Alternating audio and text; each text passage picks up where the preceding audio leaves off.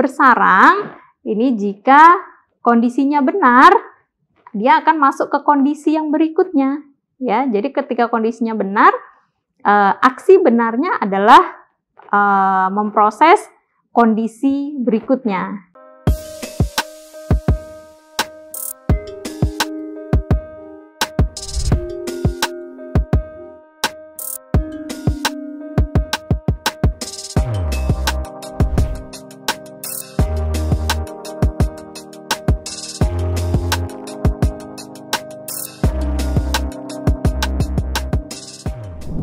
Assalamualaikum warahmatullahi wabarakatuh. Selamat datang di kanal YouTube Kuliah Teknokrat bersama saya, Setiawati, pada mata kuliah Algoritma dan Struktur Data. Baik, untuk pertemuan kali ini kita akan membahas terkait if bersarang. Nah, ada yang masih ingat tentang if? Harusnya ingat ya, karena baru pertemuan sebelumnya kita sudah membahas terkait dengan if tunggal, if majemuk. Nah, untuk saat ini kita akan membahas terkait if bersarang. Untuk tujuan dari pembelajaran kali ini yaitu mahasiswa memahami konsep pemilihan bersarang atau nested if dan mampu menerapkan algoritma pemilihan bersarang beserta contoh penerapannya. Untuk pokok pembahasannya, yang pertama yaitu konsep if bersarang, kemudian struktur if bersarang, kemudian studi kasus if bersarang.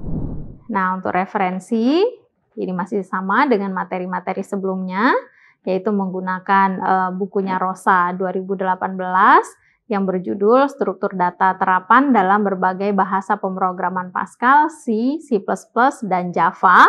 Kemudian Rinaldi Munir 2016 yang berjudul Algoritma dan Pemrograman dalam Bahasa Pascal C dan C++ edisi ke-6. Kemudian Abdul Qadir 2013 Teori dan Aplikasi Struktur Data menggunakan C++. Untuk konsep if bersarang, if bersarang ini sebenarnya adalah kondisi yang sangat kompleks ya, karena ini adalah kondisi yang berbeda dengan kondisi sebelumnya. Kalau kondisi yang sebelumnya kan setara, ya. Jadi kalau menggunakan seperti if majemuk, walaupun di situ kondisinya ada banyak, namun proses eksekusinya berbeda. Jadi proses eksekusinya kalau di if sebelumnya, ya, if dengan banyak pilihan, namun bukan if bersarang, di situ setara ketika kondisi satu benar, maka aksi benarnya apa, kemudian ketika salah menuju kondisi yang kedua, seperti itu sampai dengan seterusnya. Nah, tetapi kalau untuk kondisi atau if bersarang, di sini untuk proses eksekusinya, jika kondisi benar, jika kondisi satu benar, maka masuk ke kondisi yang berikutnya. Ya, perbedaannya ya, kalau sebelumnya ketika kondisi benar, maka aksi benar ya. Tapi kalau kondisi salah, baru menuju ke kondisi yang berikutnya. Nah, kalau untuk if bersarang, ini jika kondisinya benar, dia akan masuk ke kondisi yang berikutnya. Ya, jadi ketika kondisinya benar, aksi benarnya adalah memproses kondisi berikutnya, begitu. Baru nanti ketika kondisinya salah, menuju ke kondisi yang lain. Itu adalah konsep dari if bersarang. Nah untuk strukturnya seperti apa? Strukturnya if kondisi 1, then aksi benar 1, kemudian if kondisi 2, then aksi benar 2. Nah, di dalamnya ada lagi if kondisi 3, then aksi benar 3. Nah, else then aksi salah 3. And if. Nah, ini kondisi yang sebelumnya.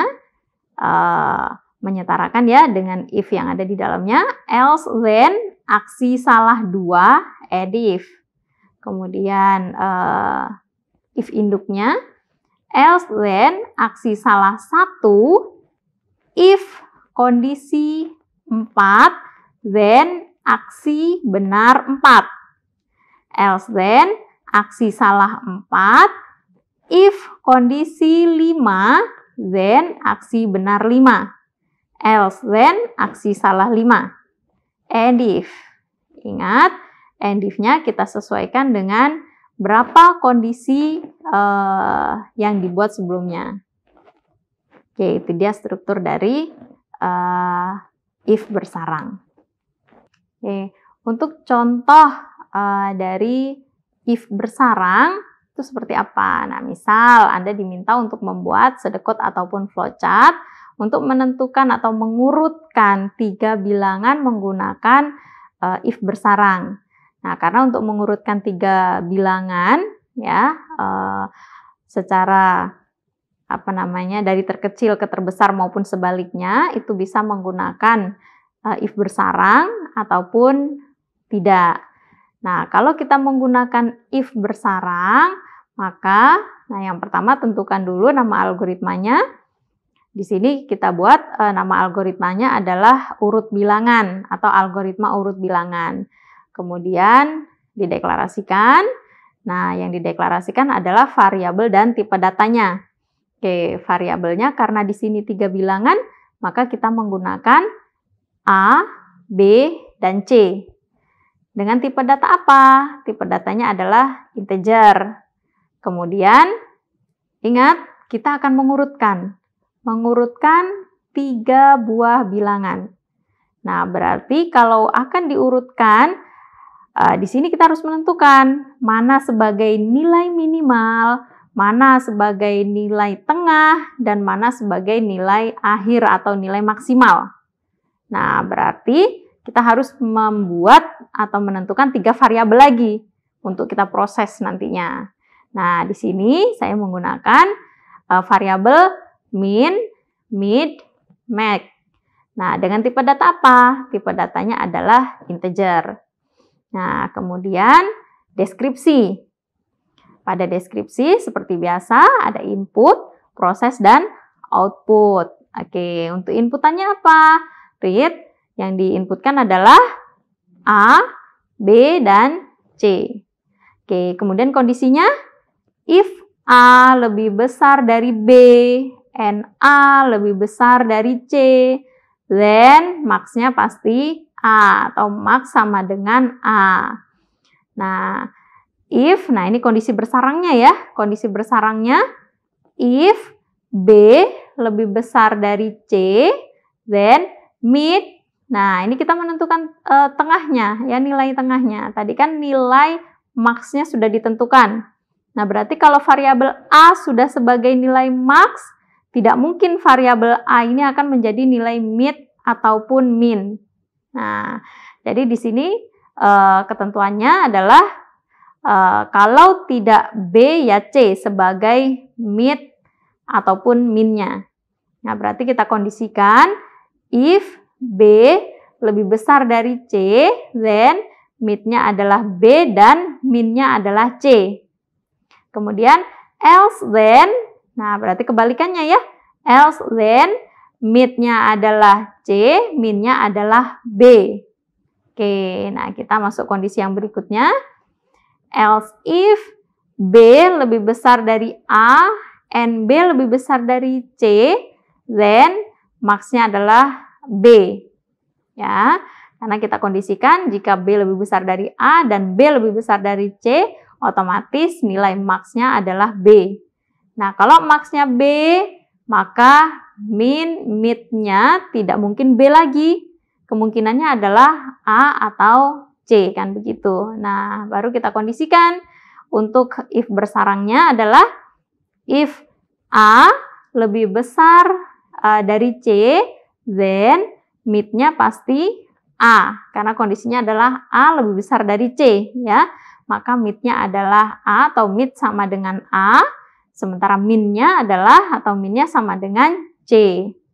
Nah, else then mid sama dengan C dan min-nya adalah A, atau kondisinya sebaliknya berarti ya, else then. Berarti jika selain dari itu maka mid-nya adalah C dan min-nya adalah A. Nah, kita masuk ke kondisi berikutnya.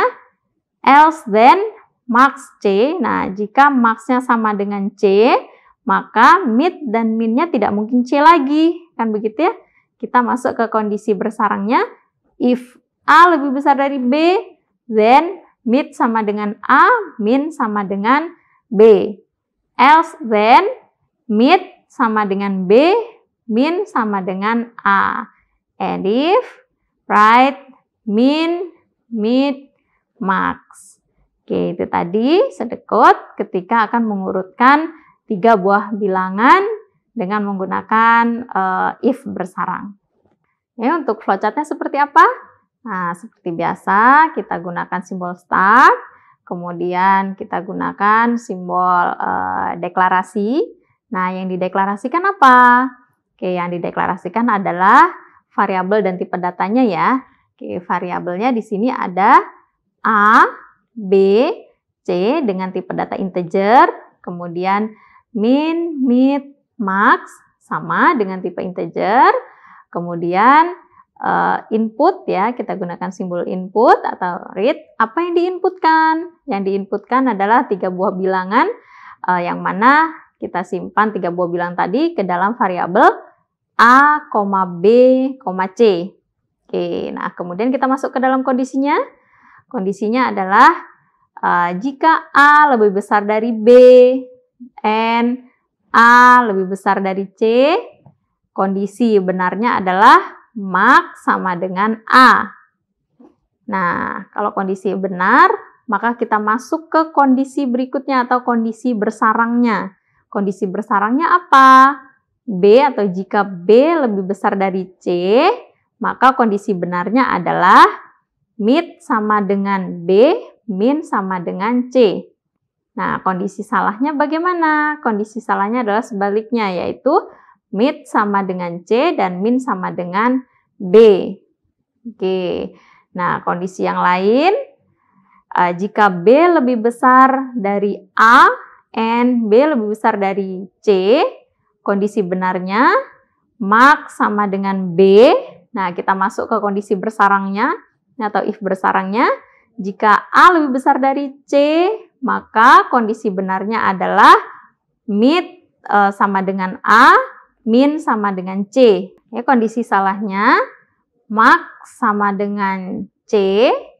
Kemudian kita masuk ke if bersarang atau kondisi bersarangnya.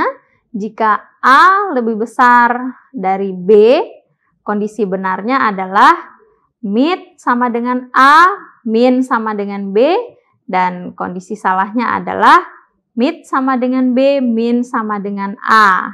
Oke. Kemudian write atau tampilkan min, mid, max. Nah, N. Oke, itu tadi flowchart dari mengurutkan 3 buah bilangan dari bilangan terbesar ke terkecil ya dengan menggunakan if bersarang. Oke, itu tadi kita sudah belajar terkait dengan if bersarang. Oke, nah untuk pertemuan berikutnya kita sudah beralih ya, if kita tinggalkan, bukan ditinggalkan sepenuhnya ya, karena untuk pertemuan berikutnya kita masuk ke pengulangan, namun di dalam pengulangan juga ada if. Oke, nah pertemuan hari ini apa yang bisa kita simpulkan? Yang kita bisa simpulkan adalah if tunggal, if ganda, dan if bersarang itu strukturnya berbeda. Kemudian penggunaan atau penyelesaian studi kasus itu bisa diselesaikan dengan banyak kondisi. Seperti tadi contohnya ya, mengurutkan 3 bilangan bisa juga diselesaikan dengan if majemuk, bisa atau if dengan banyak pilihan, bisa juga diselesaikan dengan if bersarang ya. Atau dengan kata lain, bisa diselesaikan dengan if tanpa if bersarang dan bisa diselesaikan dengan if bersarang. Baik, itu saja untuk pertemuan kali ini. Semoga di pertemuan berikutnya kita bisa bertemu lagi dengan materi yang berbeda, dan semoga materi kali ini bermanfaat untuk kita semua. Saya akhiri. Wassalamualaikum warahmatullahi wabarakatuh.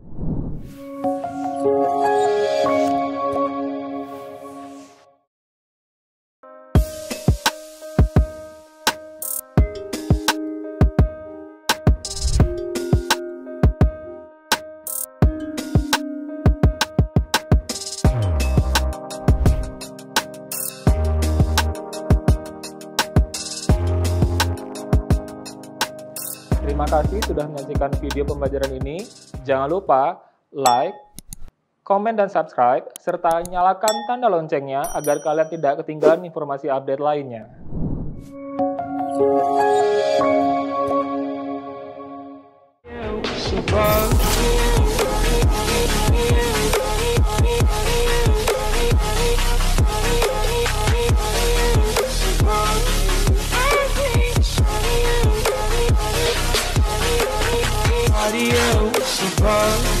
I hate